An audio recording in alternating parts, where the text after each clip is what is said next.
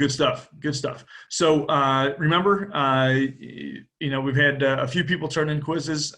You got the rest of the weekend up to class time on Tuesday to turn that in. Okay, we've had a lot. Some people turn those in. Plenty of time to do it.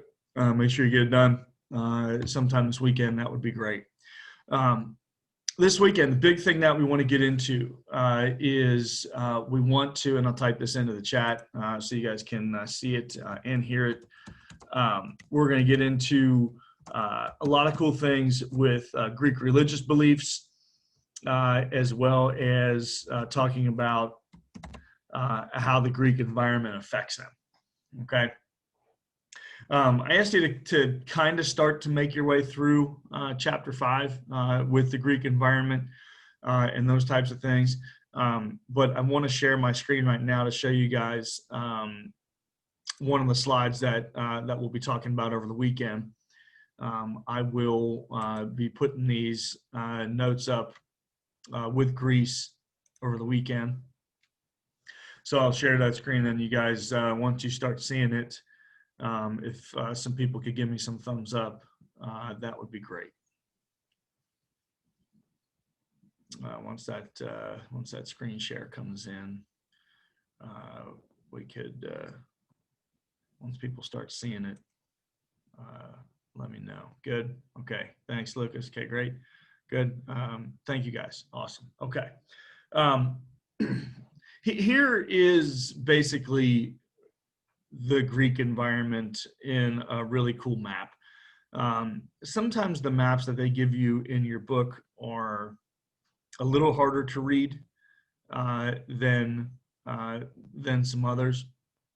All right, but this map here with the Greek culture is a really interesting one, to be sure. All right. Are people drawing smiley faces on my map? How is that even possible? How the hell is that even? How the heck are people drawing smiley faces on the map? That's interesting. So you guys can do that, like that's interesting to me. You guys can write yourselves on the map. Huh? When I share the screen, that's cool. All right. Well, don't befoul my map with if you want to do smiley faces, then go ahead and do smiley faces. But that was interesting, and I could see who was writing on. I could see who was drawing on the map. That was pretty cool. All right, you learn something new every day. Jeez. Guys, the biggest thing with the Greek environment is to understand the kind of central factor that comes with the reference to the Aegean Sea.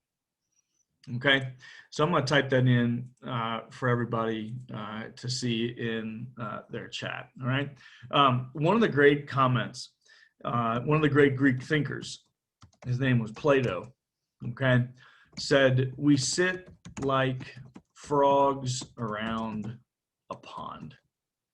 Okay, and that pond that he means was the Aegean Sea. Okay, the Aegean Sea is everything to the Greeks. It is a highway. It's very similar, guys.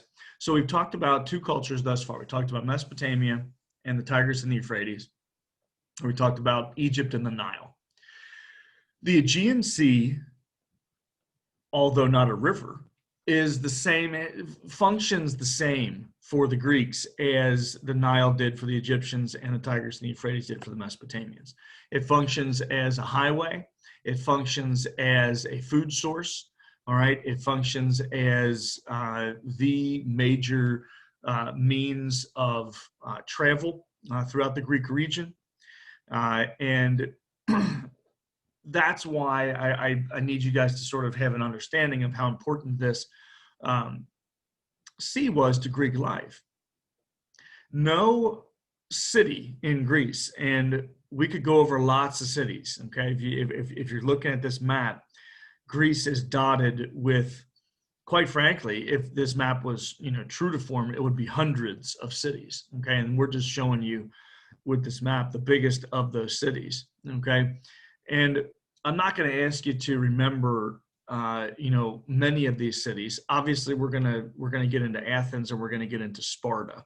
Okay, so you see Athens here on this peninsula called Attica, and then you see Sparta down here on this peninsula called the Peloponnesus. Okay, those are generally, usually, the two big cities that people want to talk about with Greece. But there's a lot of other different places. This weekend, when we get into the Greek gods, we're going to talk about a place called Mount Olympus. There's Mount Olympus is up here. So it's Mount Olympus, guys, is outside of, the traditional arena, if you want to call it that, of where the Greek city-states were. Mount Olympus was north of that region. All right. But this place, Mount Olympus, is going to be a key to your understanding of Greek religion and Greek geography over the weekend. All right. It makes perfect sense that the Greeks believed that their gods lived on top of this place called Mount Olympus. All right. Mount Olympus was the highest point in that Greek region, constantly shrouded, in clouds and fog and those types of things. So it held a very mysterious place in the Greek heart for most of their early civilization. All right. The second thing, guys, that we're going to talk about is this map does a really good job of showing you how mountainous the Greek terrain was. Okay. So one thing that you should get from this map, all right, that you're seeing with all of these different cities is that, one, there is a lot of cities. All right. And I'm going to put this into the chat here too. But two, all right, the mountains that run throughout Greece, these create a sense for a lot of the Greek cities. They create kind of a wonderful sense in some aspects of isolation. Okay. One of the hallmarks of Greek city-state belief was that it was on its own, was that each city-state believed that they were that they were essentially a little functioning little nation of their own, okay? And the reason is that it was really hard to move from city to city on land. A lot of these cities would be isolated with mountain ranges around them that were really hard to traverse over land. You could move from city to city. Like, for instance, it was much easier to go from Athens to Sparta on the water than it would be going from Athens to Sparta on land, okay? Because of the mountains, right? Because of the fact that these would be really hard places to walk to, all right? To move armies to, and those types of things. All right, so I'm going to stop sharing there for the time being. We'll come back and I'll ask you a few questions here within the chat. All right. One of the cool things that I wanted to see if you guys picked up on just a little bit from the reading, all right, is I asked you the other day, did you find or have you found anything that you think that the Greeks have in common? All right. Do the city-states share anything? Right? Because they are very isolated and they are going to be constantly battling and at war with each other. But do you guys have anything that they do share in common? Do you guys, did you pick up on anything from the reading? Feel free to unmute yourself, throw it into the chat. Is there anything that the Greeks share or find in common?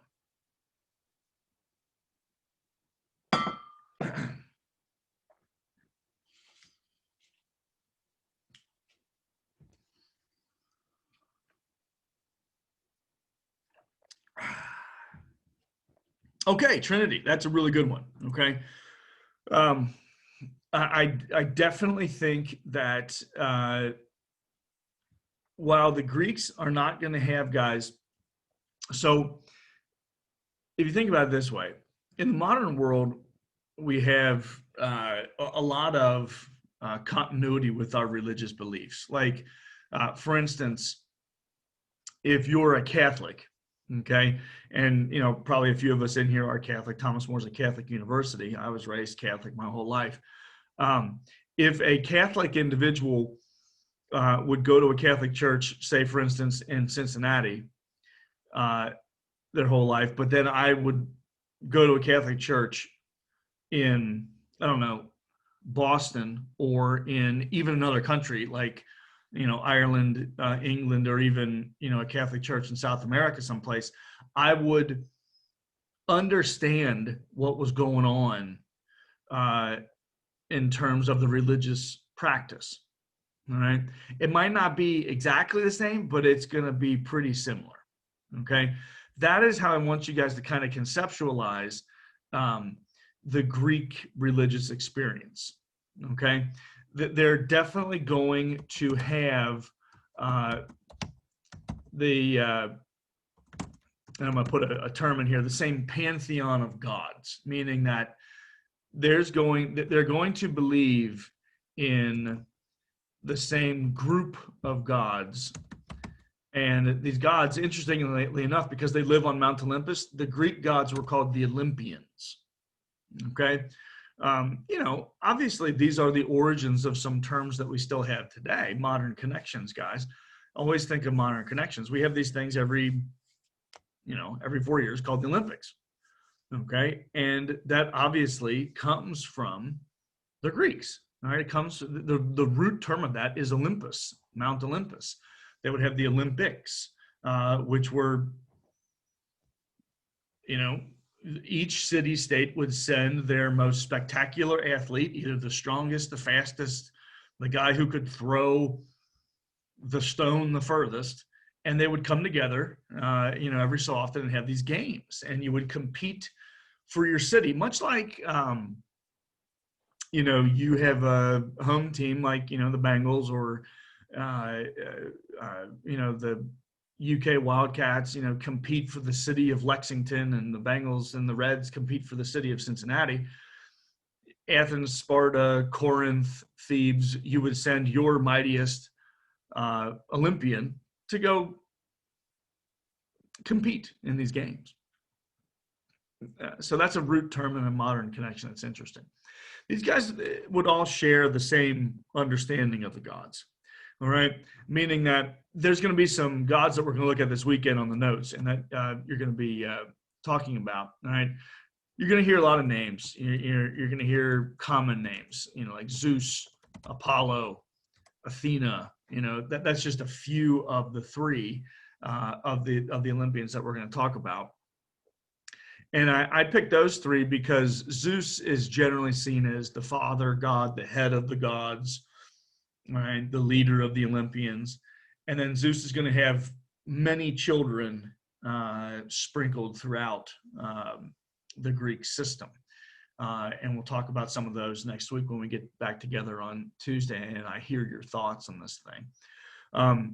But I chose Apollo because each city-state would choose their own patron god, okay?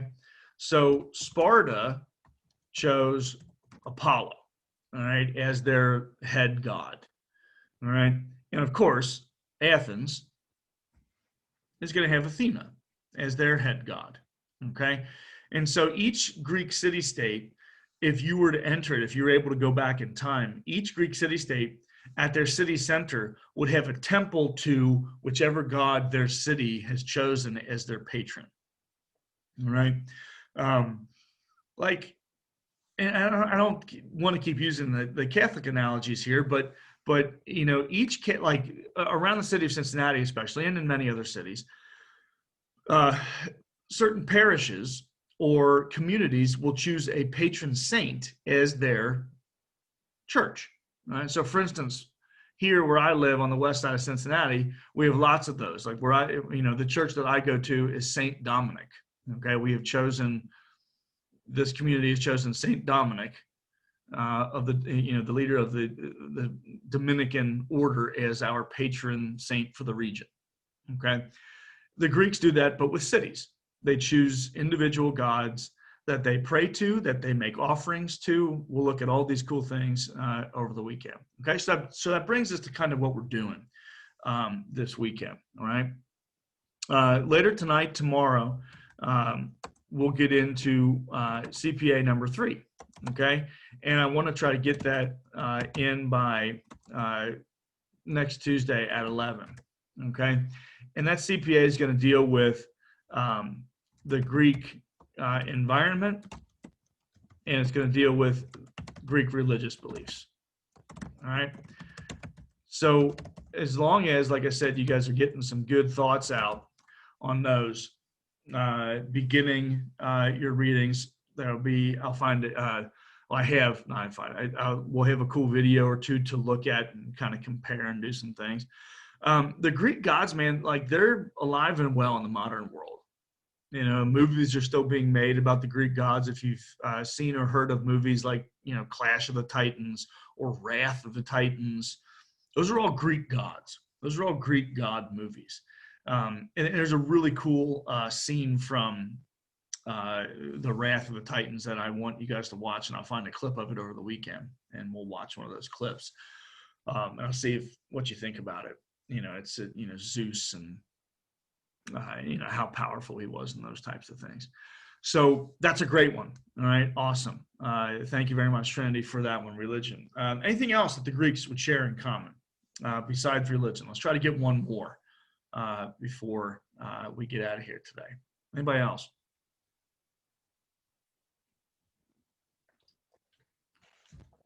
So just imagine, let me ask it this way. Imagine you're a Greek and you're traveling from town to town. You're sort of the explorer, all right? One thing that you would recognize in each Greek town is they would have similar gods. How else would you interact if you were like a traveler? Imagine that you were a traveler and you're just kind of moving from town to town. What else would you find in common? Not just religious names and experiences, but there'd be something else. There'd be other things that you would be like, okay, I notice these things in each town.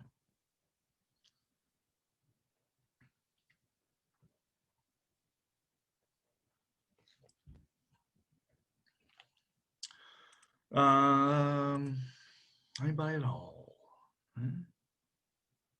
Trade, yeah, certainly each place would have trade, but trade would be, and Trinity, that's a good answer. But trade is, trade's a thing that you can even experience cross-culturally. Like a Greek could go to Egypt, or a Greek could go to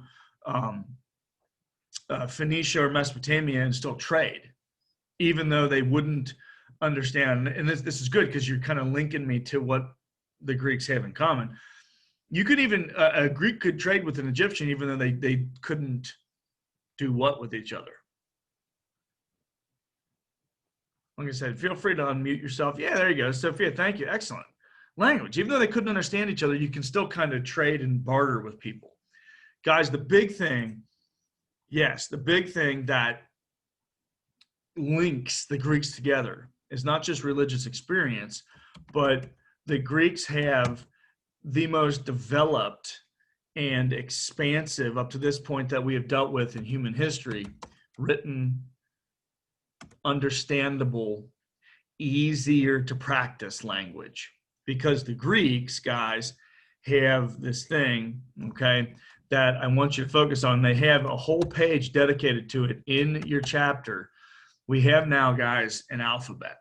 All right? The Greeks have an alphabet, meaning that one letter equals one sound, and it's easy to learn, and it's easier to practice, and it's easier to write. And because of that, it's revolutionary. And the Greeks are going to be able to communicate quicker.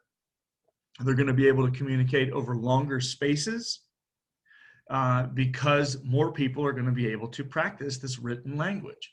So focus on that. There's a page, I forget the page number, all right, in your book. Let me just real quick. I think I can can look at it. Yeah, it's page 186. Okay, page 186 of your textbook. Okay, has a picture of the Greek alphabet. Okay, make sure that you're looking at that as we get into and start doing some things with CPA number 3 and your understanding of this chapter. Is you're going to start to look at that alphabet and you're like, hey, I recognize some of those letters, like alpha and beta. All right, they look pretty much like A and B of our alphabets. Now, there's some other symbols that are a little quirky here and there. When we get to the Romans, guys, when we get to the Romans and their language called Latin, then you're going to start to see all the letters that you recognize. All right, the Romans, and when they create their Latin alphabet, they'll create a language that you're like, oh, okay, there it is. But the Greeks, guys, you were able to understand each other. So one of the cool things, guys, that makes the Greek experience interesting is that a Spartan could go to Athens, an Athenian could go to Corinth, a Corinthian could go to Thebes, etc., and they could all understand each other. They could all figure out what they wanted to say to one another. Now, there would be differences in dialects and how people spoke Greek, just like today. You guys want one of the cool modern connections, if you guys want to think about modern connections with language, and then we'll get on off this topic, but I'm going to close the loop here. All right. One of the cool modern connections with language is, think about traveling around the United States. You pretty much can understand kinda sometimes what people are saying, but there are variances on how people speak English within the United States. Are there not? Can anybody give me examples of that? Where, you hear language, you hear English spoken as you and I speak it here in the Midwest. Where would be places that you could travel and it's like, I understand you, but the way you're speaking English is a little bit different. All right. Does anybody have any examples off the top of their head that they can think of? Yeah, I think, yes, even if you want to go outside of the United States, certainly. Now we're getting some good ones. Thanks, Garrett and Luke, for throwing in, England and Britain. But yeah, I'm thinking like, if you're going up to Boston, and people are, I say I'm going outside to park the car. But if you're going up to Boston, I am going to go park the car. And you're like, park the car? What the hell are you talking about?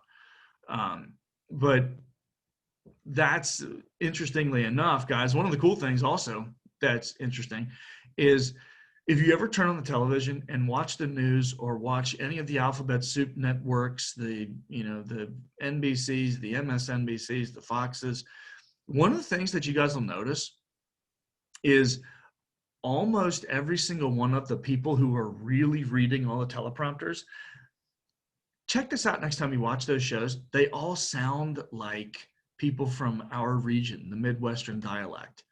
And why is that? Because it's been decided, via testing and via, audience testing, that what I'm speaking, this version of English that I'm speaking, is the sort of easiest to understand because I don't necessarily have an accent. Right? Like people around the Midwest we don't have an accent. Like we don't say park the car.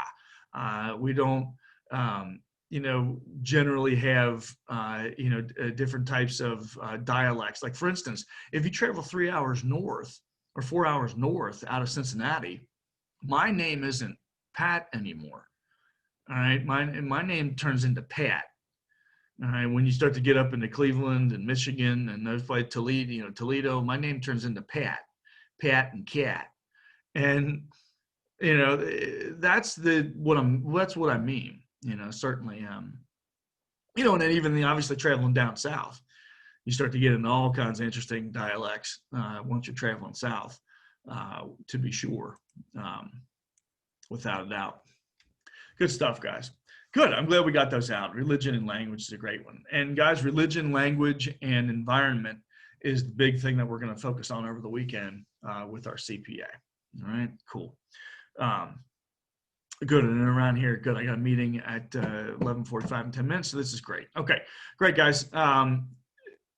Expect CPA number 3 to come out, like I said, later tonight, tomorrow. And then you can work on that over the weekend. And then make sure, remember, to get your quizzes in sometime this weekend. All right? Good stuff. Awesome. All right. Good half-hour meeting today. This has been great. On with the Greeks this weekend. All right. And I'll post those notes. Okay. Good question. Stop reading, read the entire chapter. No, you don't have to read the entire chapter.